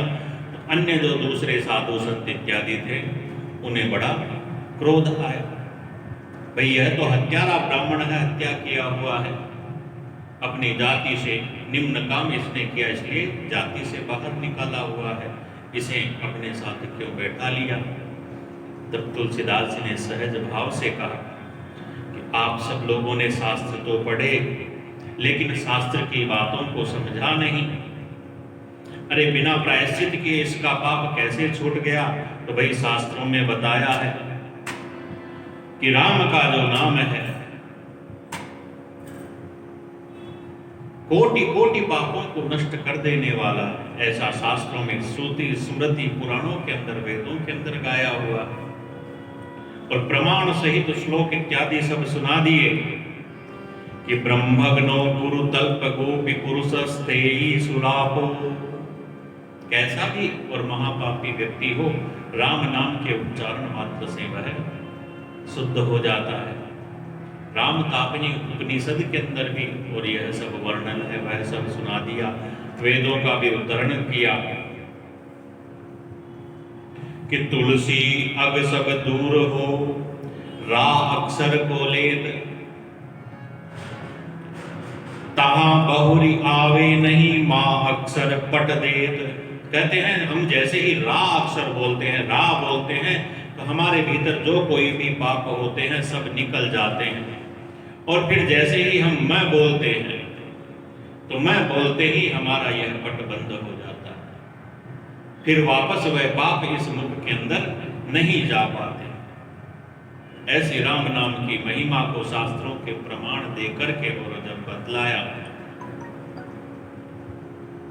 सब ब्राह्मण आश्चर्यचकित होकर के तुलसीदास जी की ओर देखने लगे कि देखी पोती बाँच नाम महिमा है कहीं साँच, ए पे हत्या करे कैसे तरे कहीं जाइए, आवे जो प्रतीति कहो कहीं आके हाथ जेवे, शिवजू को बेल तब पंगति में लीजिए। भाई जो जो प्रमाण बताए शास्त्रों को खोल खोल करके उन पंडितों ने देखे। फिर कहते हैं तुमने कहा राम नाम की महिमा तो सत्य है, लिखा तो है, लेकिन हम कैसे जाने कि हत्या के पाप से यह छूट गया, हत्या के दोष से यह छूट गया। इस बात का क्या प्रमाण है? प्रत्यक्ष में हम इस प्रमाण को देखें तब हम माने। तो तुलसीदास जी ने पूछा, भाई बताओ, जैसे आप मानो वैसा हम करवाएं, हम क्या करें जिससे आपको यह प्रतीति हो। तो पंडितों ने कहा, देखो काशी के तो राजा विश्वनाथ जी हैं, और विश्वनाथ जी का जो नंदी है वह इसके हाथ के बना हुआ भोग खा ले तो हम मान जाएंगे। तो वही विश्वनाथ भगवान का नंदी पाषाण मूर्ति है।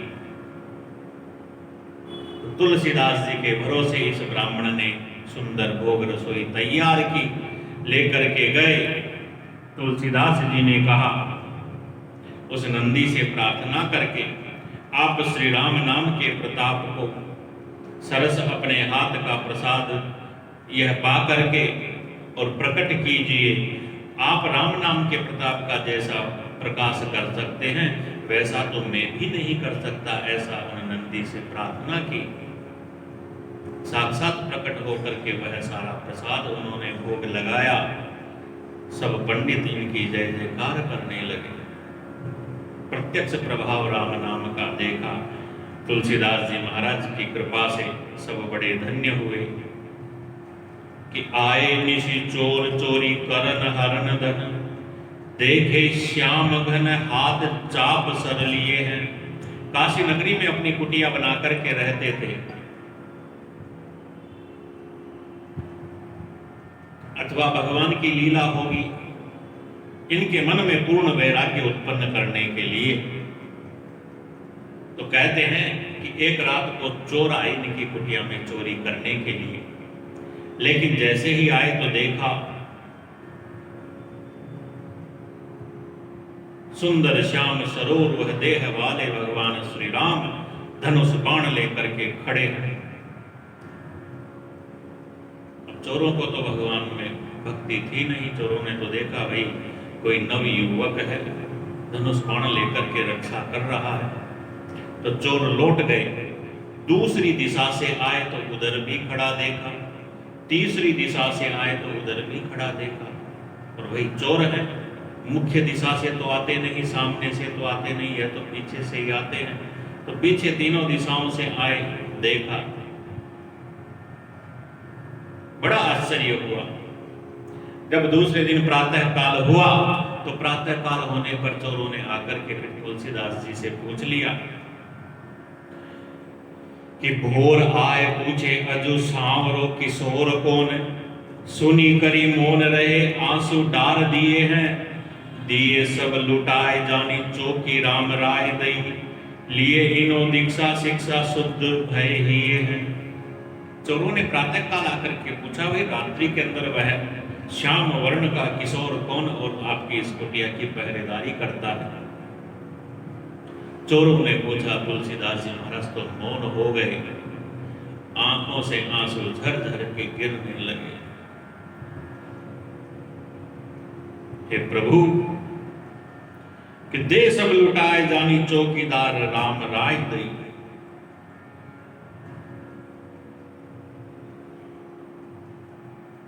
जो कुछ भी कुटिया में था सब कुछ लुटा दिया। अरे इसके कारण भगवान को और चौकीदारी करनी पड़ती है मेरी कुटिया की, धिक्कार है मुझ पे। जो कुछ भी था सब कुछ लुटा दिया, अब तो पूर्ण वैरागी हो गए। तो ऐसे तुलसीदास जी की संत महिमा को, भगवत निष्ठा को उन चोरों ने देखा और रात्रि में भगवान के ही दर्शन किए थे।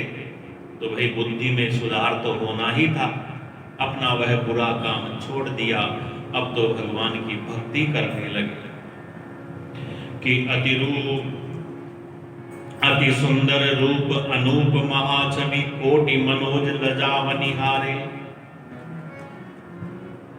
अति सुंदर रूप अनूप महाछवि, भाई सुंदर होता है तो दिखता है, याद रहता है। अतिशय सुंदर होता है तो थोड़े ज्यादा समय तक याद रहता है, लेकिन जो सुंदरतम होता है, सबसे श्रेष्ठ होता है, वह हमेशा के लिए याद होता है। जैसा हमारा स्वभाव हो, भाई किसी को स्वाद अच्छा लगता है तो वह स्वाद को याद रखता है, कहाँ अच्छा खाया कहाँ बुरा खाया, वर्षों वर्षों पुरानी बातें याद रहती हैं, वर्षों वर्षों पुरानी बातें।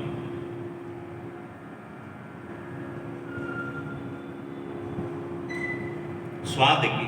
जो स्वाद का प्रेमी होता है, जो रूप का प्रेमी होता है, उसे रूप की बातें याद रहती है। ऐसे अपनी अपनी निष्ठा है। कोई सुगंध का प्रेमी होता है, उसे सुगंध की बातें याद रहती है। तो भगवान तो प्रत्येक दृष्टि से अनुपम है। जो भगवान को देख ले, जाने अनजाने कैसे भी देख ले, भाई भगवान तो भगवान है। दर्शनीय तिलक जिनको कहा, यदि देखने योग्य कुछ है तो भगवान है, भगवान का स्वरूप है। ऐसे भगवान को जो देख ले, कैसे उन्हें और भूल सकता है। करोड़ों करोड़ों और कामदेव भी जिनकी सौंदर्यता के आगे कुछ नहीं। अति सुंदर रूप अनूप महाछवि, कोटि मनोज लजावनिहारे। उपमान कहूं सुख मां के सुमंदर, मंदिर हूं के बचावनिहारे। दिन नायक हूं निशि नायक हूं, मद नायक के मद नावनिहारे। सांवरे राज किशोर बसो, चित चोरनु के चोरावनिहारे। इस प्रसंग को भी तुलसीदास जी महाराज ने अपनी रचना के अंदर लिखा। दिन नायक कहूं निशि नायक कहूं, भाई अपने भक्तों के लिए तो दिन रात भगवान कुछ नहीं देखते, सदैव तत्पर रहते हैं। तो ऐसा तो भगवान का स्वभाव है। रूप हो स्वभाव हो, रूप से ज्यादा स्वभाव व्यक्ति का याद रहता है। इसीलिए महापुरुष लोग, शास्त्र सब यही आज्ञा देते हैं कि भाई अपना स्वभाव सुंदर बना। रूप का क्या है? रूप तो आज है, कल नहीं है। भाई बुढ़ापा सबको आना है, रूप सबका बिगड़ना है। लेकिन यदि स्वभाव सुंदर हो तो वह सदैव याद रखा जाएगा।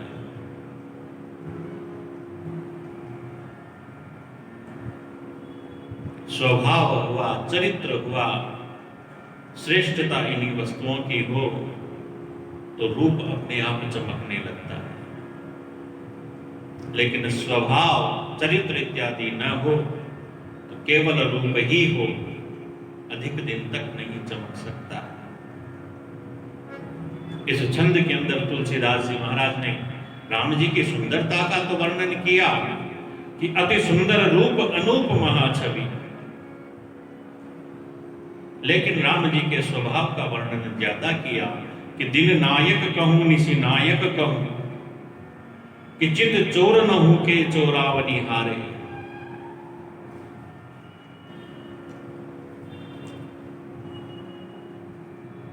कियो तन विप्र त्याग तिया संग चली, दूर ही ते देखी कियो चरण प्रणाम है। बोले यो सुहागवती मर्योपति हों सती, अब तो निकस गई ज्याऊ सेओ राम है। एक बड़ा सुंदर चरित्र तुलसीदास जी महाराज के जीवन में हुआ, जिससे इनकी प्रसिद्धि चारों तरफ फैल गई। कोई ब्राह्मण मर गया था तो उसकी ब्राह्मणी सती होने के लिए उसके पीछे पीछे जा रही थी। उस ब्राह्मणी ने दूर से ही तुलसीदास जी महाराज को देखा तो प्रणाम किया। तुलसीदास जी महाराज बोले आशीर्वाद में, सौभाग्यवती भव। ब्राह्मणी कहती है, स्वामी जी मेरे पति का तो शरीर छूट गया, मैं सती होने जाती हूं। तुलसीदास जी महाराज कहते हैं, अब तो हमारे मुख से निकल गया। अच्छा एक काम करो, सदैव राम नाम का जप करने का प्रण लो तो तुम्हारा पति जीवित हो जाएगा। कहते हैं सकुटुंब ने आकर के और राम नाम जप करने का प्रण लिया, वह ब्राह्मण जीवित हो गया। और यह बात चारों ओर फैल गई, इतना फैली कि दिल्ली के बादशाह तक यह बात पहुंच गई। बादशाह ने भेज करके बुलवा लिया, आओ। इनके कुछ सेवक लोग, राजा लोग, जो छोटे मोटे राजा छोटे जगहों के होते हैं, वह सब थे। उन्होंने कहा मत जाओ, क्योंकि वह बादशाह को जानते थे। भाई बादशाह तो यवन है, और यवन तो आप जानते हो यवनों ने क्या किया इस देश के अंदर, धर्म की कितनी क्षति उन्होंने की। तो इन सब ने मना किया, लेकिन तुलसीदास जी ने कहा नहीं, मैं तो जाऊंगा। उस यवनराज के दरबार में जब पहुंचे, यवनराज ने कहा, हमने सुना तुमने मरे हुए ब्राह्मण को जीवित कर दिया, हमें भी कुछ करामात दिखाओ। तुलसीदास जी कहते हैं, भाई मेरे में तो कुछ करामात नहीं, मैं तो राम राम करता हूं, बस यही करामात है। यवनराज ने अपने सैनिकों को आज्ञा दी, इसको कोठरी में बंद कर दो, जब तक कोई चमत्कार नहीं दिखाए, करामात न दिखाए, तब तक छोड़ना मत। कोठरी के अंदर बंद कर दिया। तुलसीदास जी हनुमान जी को याद करने लगे, हनुमान जी की कृपा हुई। उस यवनराज की उस राजधानी के अंदर बंदर ही बंदर आकर के एकत्रित हो गए। जैसे अकेले हनुमान जी ने लंका को तहस नहस कर दिया था, यहां तो बंदरों की पूरी फौज आ गई। सब परेशान होकर के उस बादशाह को दुहाई देने लगे। बादशाह जाकर के तुलसीदास जी के चरणों में गिर पड़े कि देखे राम कैसो कहो, खेद किए किए ही। जाकर के प्रार्थना जब की,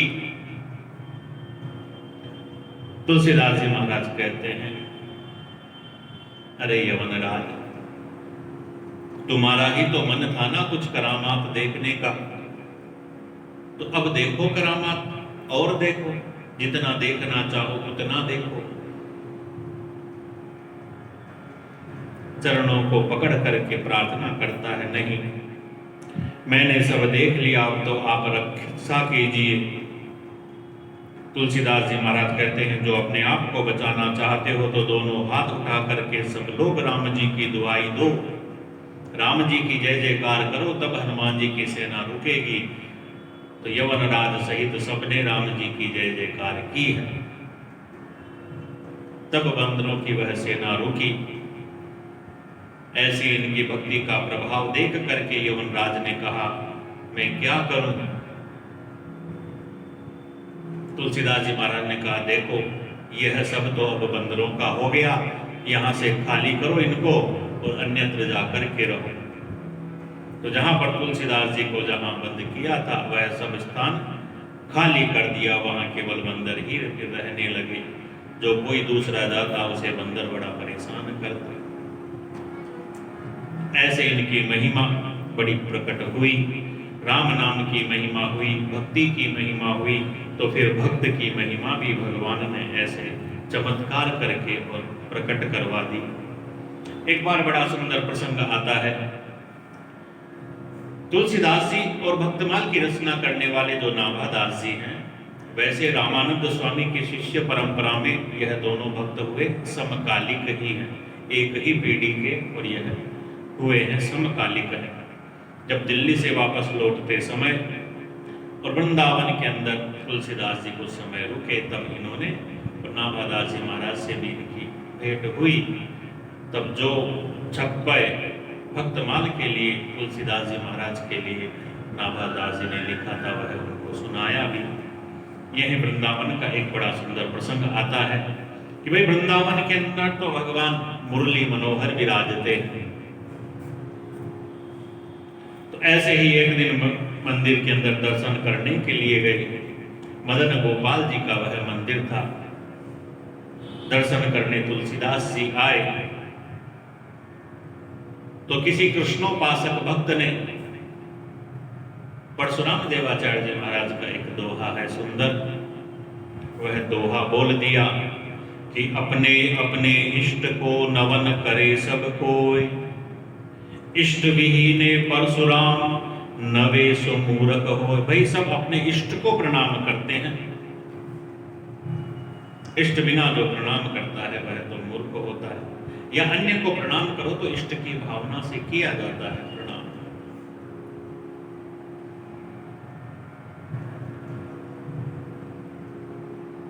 यह जब सुना, तुलसीदास जी महाराज कहते हैं कि भगवान कृष्ण का दर्शन कर रहे थे तो भगवान कृष्ण से ही निवेदन करते हैं कि कहाँ कहो छवि आज की भले बने हो नाथ, तुलसी मस्तक तब दबे धनुष बाण हो हाथ।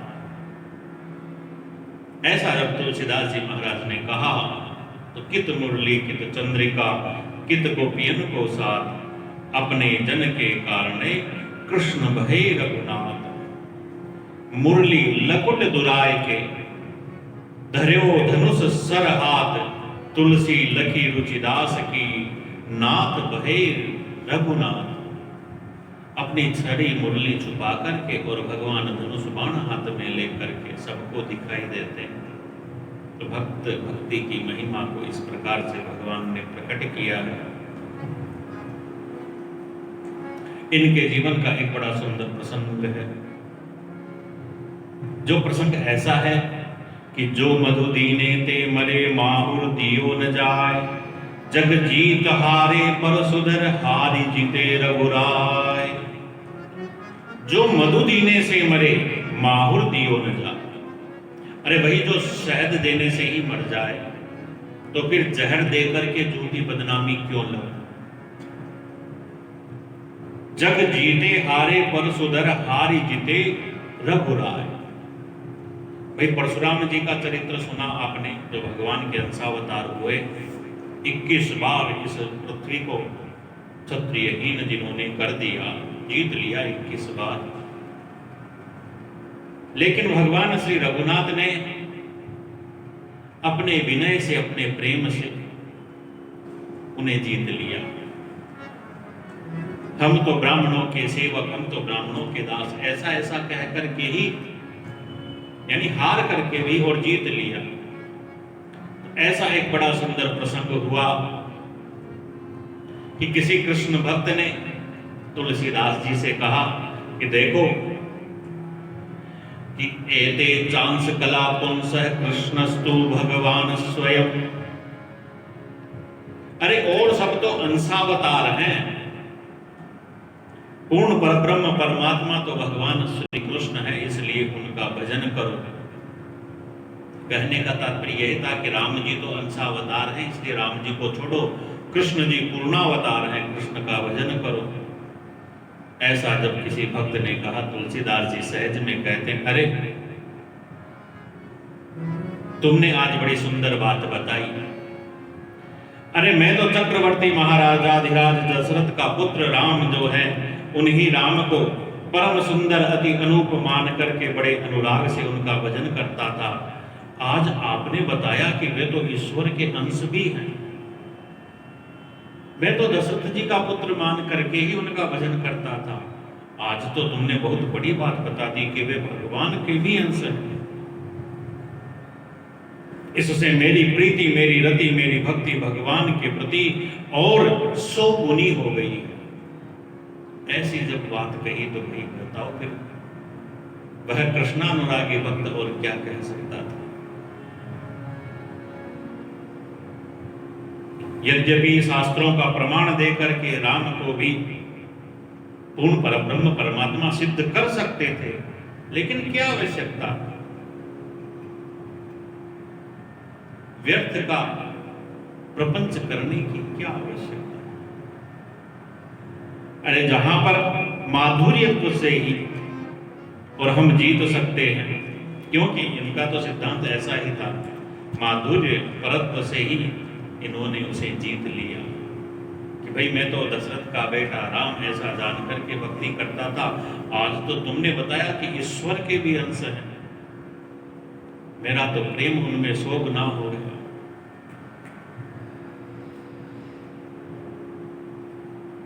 ऐसे तुलसीदास जी का चरित्र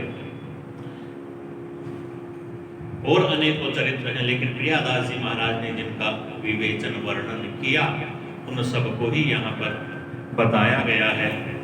इस भक्तमाल के सुमेरु रूप और श्री तुलसीदास जी महाराज हुए हैं, जिनके पावन चरित्र का हमने श्रवण किया। भक्तों के इन चरित्रों में आगे और भी अनुपम अनुपम भक्तों के प्रसंग आते हैं, जो यथा समय अपने इस सत्संग क्रम में श्रवण हम करेंगे। आज के इस मंगलमय प्रसंग को सबकी मंगल कामना करते हुए भगवान के मंगलदायक चरणारविंदों में समर्पित करते हुए भगवान नाम का कीर्तन करते हुए विराम करते हैं। बोली भक्तवत्सल भगवान की जय।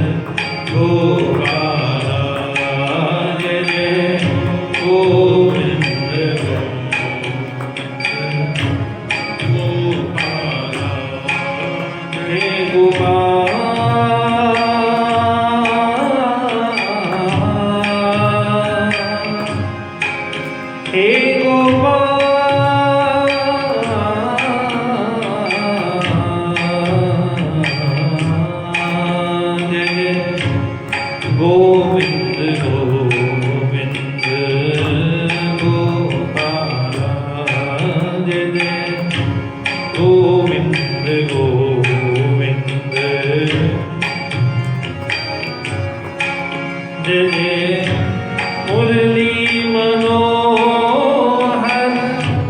नंदलाल